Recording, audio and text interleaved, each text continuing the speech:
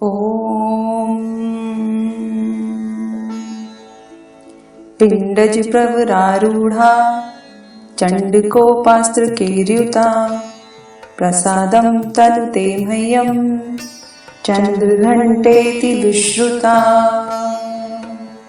जय माँ दुर्गे मित्रों, आप सभी को चैत्र नवरात्रि की हार्दिक शुभकामनाएं। चैत्र नवरात्रि के तीसरे दिन माता के तीसरे स्वरूप माँ चंद्रघंटा की आराधना की जाती है। माँ दुर्गा का ये लोकप्रिय अवतार है जिसकी पूजा वैष्णो देवी में की जाती है। शास्त्रों के अनुसार माँ चंद्रघंटा को हिंदू धर्म में अधिक महत्व प्राप्त है। इसकी साधना से जहाँ एक तरफ मन को असीम शांति प्राप्त होती है, तो वहीं दूसरी ओर इस खास अवसर पर इसकी साधना से जातक का मन मणिपुर चक्र में प्रविष्ट होता है। ज्योतिषियों का मानना है कि माँ चंद्रघंटा की कृपा से अलौकिक वस्तुओं के दर्शन होते हैं, दिव्य सुगंधियों का अनुभव होता है तथा विविध प्रकार की दिव्य ध्वनियां सुनाई देती हैं। ये क्षण साधक के लिए अत्यंत सावधान रहने के होते हैं। तो आइए जानते हैं माता चंद्रघंटा के बारे में, जो अपने भक्तों को वरदान देती हैं। शास्त्रों के अनुसार माँ चंद्रघंटा की आराधना से साधक के मन में वीरता और निर्भयता के साथ ही सौम्यता और विनम्रता का विकास होता है। ये देवी कल्याणकारी हैं। माँ चंद्रघंटा व्यक्ति के मन पर स्वामित्व रखती हैं। अगर माँ चंद्रघंटा के रूप की बात की जाए तो माँ के इस रूप में मस्तक पर घंटे के आकार का आधा चंद्र है, इसलिए इस देवी को चंद्रघंटा कहा गया है। इनके शरीर का रंग सोने के समान बहुत चमकीला है। अपने इस रूप से माता देवगण, संतों और भक्तजन के मन को संतोष प्रदान करती हैं। माँ चंद्रघंटा अपने प्रिय वाहन सिंह पर बैठकर अपने 10 हाथों में खड्ग, तलवार, ढाल, गदा, पाश, त्रिशूल, चक्र, धनुष भरे हुए तरकश लिए मंद मंद मुस्कुरा रही होती हैं। माँ चंद्रघंटा की पूजा करने से जातक के सभी पाप नष्ट हो जाते हैं और जन्म जन्मी का डर खत्म हो जाता है और जातक निर्भय बन जाता है। धार्मिक ग्रंथों में इनसे जुड़ी पौराणिक कथा की बात करें तो प्राचीन समय में देवताओं और असुरों के बीच लंबे समय तक युद्ध चला। असुरों का स्वामी महिषासुर था और देवताओं के स्वामी इंद्र थे। महिषासुर ने देवताओं पर विजय प्राप्त कर इंद्र का सिंहासन हासिल कर लिया और स्वर्ग लोक पर राज करने लगा। इसे देखकर सभी देवतागण परेशान हो गए और इस समस्या से निकलने का उपाय जानने के लिए त्रिदेव ब्रह्मा, विष्णु और महेश के पास गए।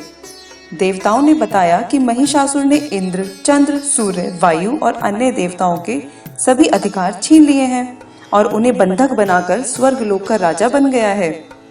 देवताओं ने बताया कि महिषासुर के अत्याचार के कारण अब देवता पृथ्वी पर विचरण कर रहे हैं और स्वर्ग में उनके लिए कोई जगह नहीं है। ये सुनकर ब्रह्मा, विष्णु और भगवान शंकर को बहुत गुस्सा आया। तीनों देवताओं के गुस्से की कोई सीमा नहीं थी। गुस्से की वजह से तीनों के मुख से ऊर्जा उत्पन्न हुई और देवगणों के शरीर से निकली ऊर्जा भी उस ऊर्जा से जाकर मिल गई। ये 10 दिशाओं में व्याप्त होने लगी। तभी वहां एक देवी का अवतरण हुआ।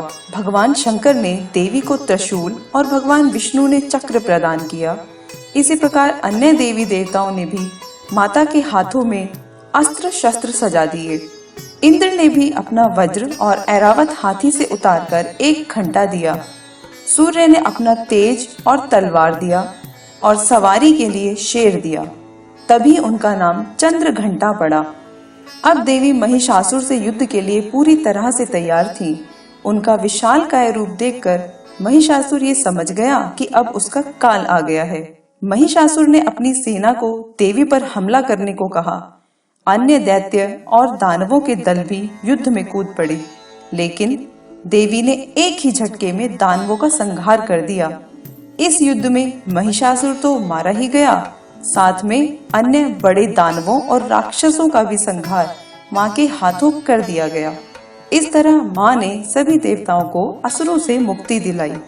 ज्योतिष शास्त्र के अनुसार देवी चंद्रघंटा की साधना करते हुए खास ध्यान रखना चाहिए।